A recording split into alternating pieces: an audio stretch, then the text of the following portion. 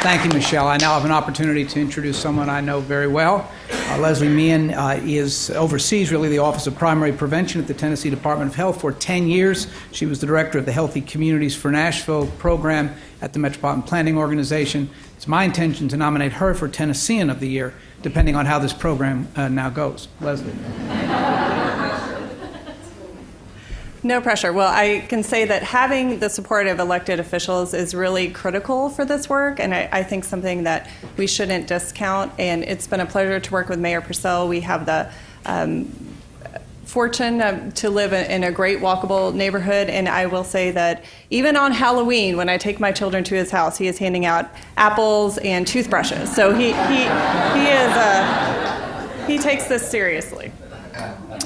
Today I'm going to be giving you a few examples of regional transportation planning and how we can address obesity through the built environment, and then some of the work that I'm fortunate enough to be involved in now at the State Department of Health doing the same.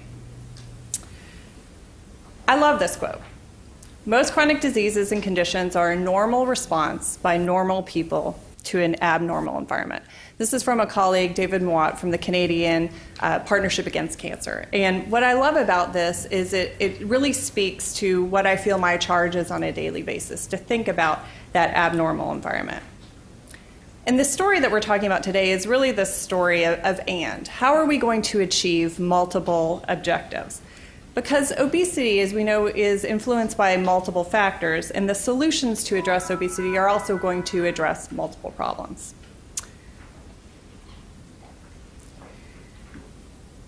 So as we think about how we got here, how we created this abnormal environment, we want to try to undo scenes like this.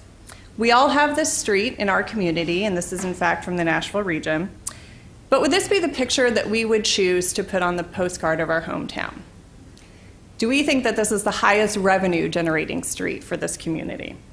It certainly lacks opportunities for healthy food choices and for active transportation, which is another word for transportation that involves physical activity, such as walking, bicycling, or transit.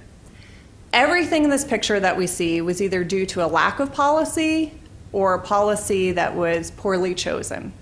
Everything from where the utilities are, to how the signs are located, to the uses of the land, all of those things are influenced by policy, and that policy can certainly be amended. Streets like this contribute to trends like this. The green line is the number of miles we increasingly drive as a nation, tracked over several decades, and the purple line is the adult obesity rate. This apparent correlation is what drove the Nashville Area Metropolitan Planning Organization, or MPO, to think about the impact of transportation on health beginning about 10 years ago. I'd like to give you the context for an MPO in case you've never heard of one. It's a federally designated transportation planning authority in all urban regions of our country with 50,000 or more people. The charges of MPOs are to work with local governments and to determine regional transportation priorities and to allocate resources to those priorities. In short, they have the ability to set the policy, and they have the purse. They have the funding. So they're very important organizations to know. And most sidewalks and bike lanes are not funded at the local level unless you're dealing with a large metropolitan area. Many of the facilities that we're talking about today are funded by federal dollars, and many of those are funneled through MPOs. Our Nashville area MPO is a 7-county MPO, and we represent about 1.5 million people, and we're expecting to double in the next few decades. Transportation entities like MPOs, again, can think about their policy and their project prioritization and the funding that they already have. So we're talking about reallocating existing resources to provide more opportunities for active transportation. Among other opportunities for community input, our Nashville area MPO conducted a random dial telephone survey of 1,100 households. And among other questions, we asked them, if you were in charge of the money, how would you spend it?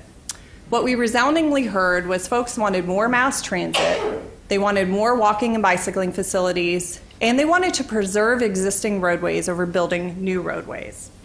Now, keep in mind that these responses were coming from some rural and suburban areas of a state in the southeastern part of our country. What the public showed us is that they value three things. They value choice, they value the ability to be physically active as part of their daily transportation routine, and they value time. This notion of time poverty is another item that we shouldn't discount.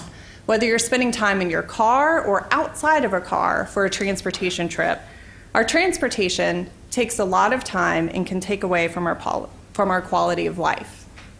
So we took this public opinion and we turned it into public policy, guiding how we were going to spend about $8 billion in transportation revenue. As part of this, we created our first regional vision for walking and bicycling with about 1,000 miles of each facility type proposed. And then we used census data as proxy for areas that we imagined to have high rates of health disparity and chronic disease. We didn't have the data that we wanted to actually tell us where these areas were, so we used this census data to overlay populations that had higher than average rates of low income, minority, and over age 65. And we created what we called health priority areas. And this is where we concentrated our investments in sidewalks, bikeways, in transit, because we knew that we were providing not only a mobility solution that didn't involve a car, but we were also providing opportunities for physical activity. We used this active transportation approach to see a 57% increase in sidewalks, a nearly 20% increase in bikeways, and a 36% increase in greenways over the 7-county region in 4 short years. Complete streets, which are streets that have context-appropriate transportation facilities such as sidewalks, bikeways, and transit, increased from an estimated 2% of our funded transportation projects to nearly 77% of our projects in just 10 years, representing billions of transportation investments.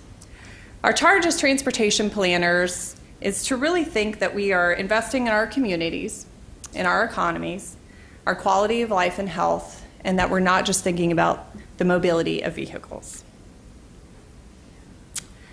2 years ago, I had the fortune to transition to the State Department of Health to create a built environment focus for our department. Public health can certainly be a part of this solution to also think creatively about existing resources such as staff and funding and cross-sector collaboration and communication. One of our most exciting announcements, in June of this year, we hired 7 healthy development coordinators, a brand new position. They are pictured here with their supervisors, and they are located in each of the 7 regions of our state. Their job is to think about how communities grow and how healthy access to food and publicly available opportunities for physical activity is vital not only for local economies, but for the health of the populations.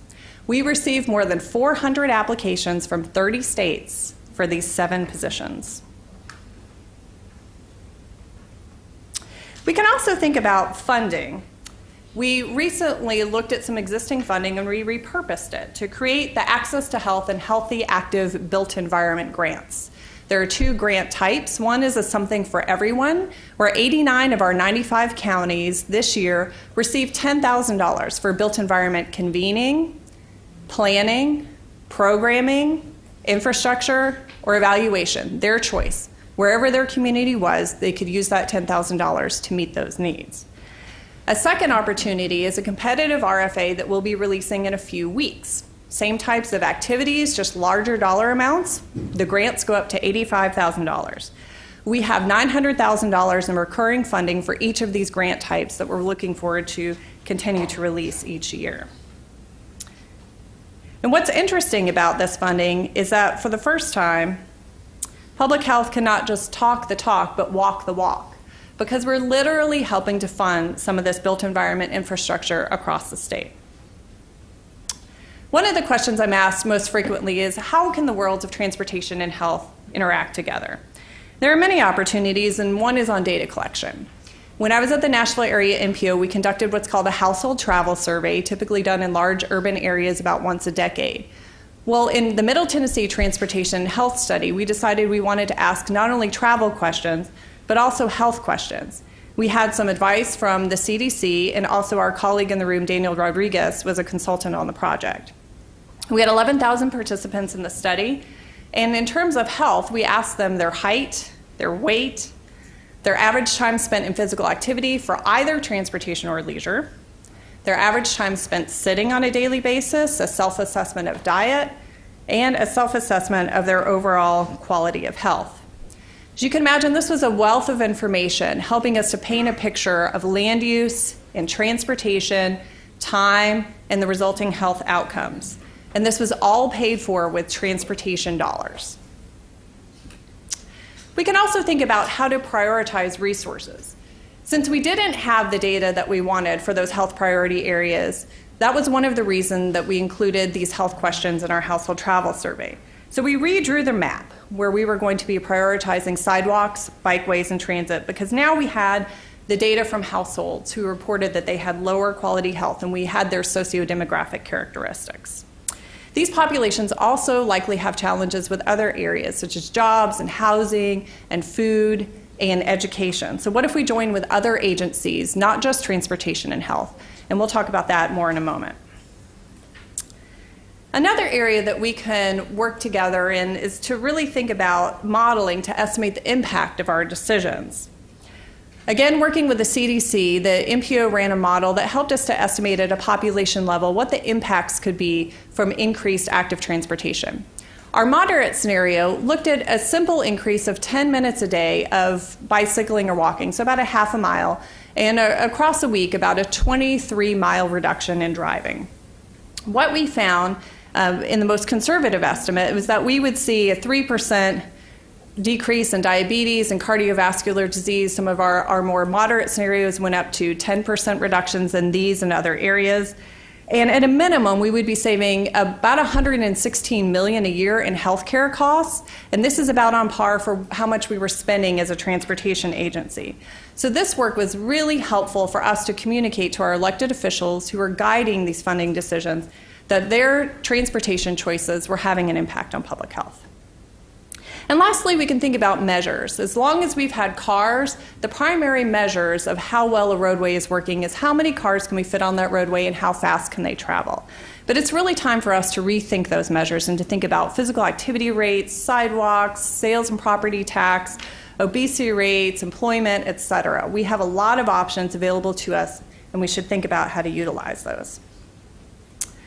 But we can't do this even as two sectors, transportation and health. We must join together in a health and all policies approach. Tennessee is very proud to be one of a few states that does have a state-level health and all policies approach called the Tennessee Livability Collaborative. It was intentionally set up not by legislation or by executive order, and you'll notice that it does not have the words health or policy in the name of the group. These 12 state agencies are utilizing, again, existing resources, being better fiscal stewards, and working together on several initiatives that we anticipate will have great collective impact in Tennessee. One of those is a pilot project now to work on several economically at-risk counties across the state and to see what the collective impact will be of having 12 state agencies focused on the same places at the same time. We anticipate will be impacting strong economies, livability, quality of life, and of course, health. So in closing, Susan Ortega, Chief Nurse of the U.S. Public Health Service, calls on her colleagues to go into uncomfortable places and to be nimble engineers. And I challenge us all to do the same, to collaborate with other sectors as we think about solutions to obesity through the built environment. Thank you.